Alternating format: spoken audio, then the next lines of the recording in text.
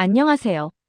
오늘은 군사분계선 인근에서 발생한 폭발 사고와 한국군 부상 사건, 그리고 핵잠수함 추진 계획과 북한의 반응, 군사회담 제안 속 실제 군사적 충돌이 발생한 의미를 깊이 있게 살펴보겠습니다.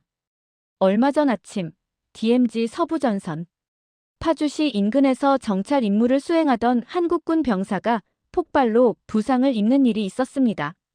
군 발표에 따르면 병사는 순찰 중 갑작스런 폭발로 다리를 다쳤고 생명에는 지장이 없는 상태라고 알려졌습니다. 무엇보다 중요한 점은 사고가 발생한 장소가 DMZ 비무장지대 내부, 즉 남북이 가장 민감하게 대치하고 있는 지역이라는 사실입니다. 그 어떤 작은 충돌도 큰 파장으로 이어질 수 있는 곳이죠. 그렇다면 이번 폭발은 무엇을 의미할까요? 단순한 내부 사고일 수도 있습니다. 하지만 지금의 시점과 주변 정황을 보면 다른 가능성도 충분히 고려해야 합니다. 최근 한국은 핵추진 잠수함 확보 계획을 본격적으로 추진하고 있습니다.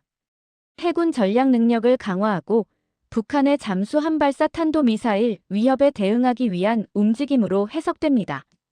이 계획에 대해 북한은 강하게 반발하며 지역 안보 불안정과 군사적 긴장을 경고하는 메시지를 연이어 내고 있습니다. 이런 상황 속에서 DMZ 폭발 사건이 발생했다는 점은 매우 상징적입니다. 북한이 직접적인 군사행동 대신 작은 충돌을 통해 경고성 신호를 보낸 것 아니냐는 해석이 나오는 이유입니다. 핵잠수함 추진에 대한 불쾌감 혹은 대화를 원하지 않는다는 의사표현일 수 있다는 분석도 나옵니다. 더 흥미로운 부분은 한국이 북한에 군사회담을 제안한 직후 이런 사건이 일어났다는 점입니다. 군사적 긴장을 완화하자는 제안이 있었음에도 실제 현장에서는 폭발과 부상이 발생한 겁니다. 즉, 겉으로는 대화 모드, 하지만 실제 현장은 여전히 충돌과 긴장이 공존하는 현실을 보여주는 사건입니다. 이번 사건이 주는 시사점은 크게 세 가지입니다. 첫째, 한반도 안보 환경이 새로운 국면에 들어섰다는 점입니다. 육상 공중 중심의 억제 구조를 넘어 해상 전력과 핵잠수함, 체제까지 포함한 새로운 군사 경쟁 단계로 이동하고 있습니다.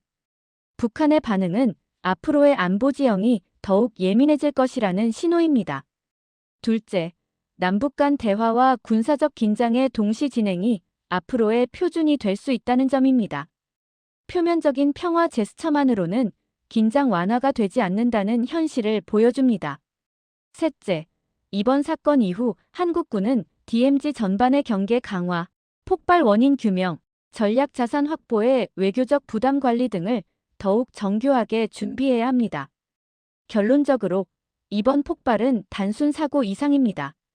핵잠수함 추진, 군사회담 제안, DMZ, 폭발이라는 세 가지 사건이 한 시점에 겹쳤다는 것은 우연이기 어렵습니다.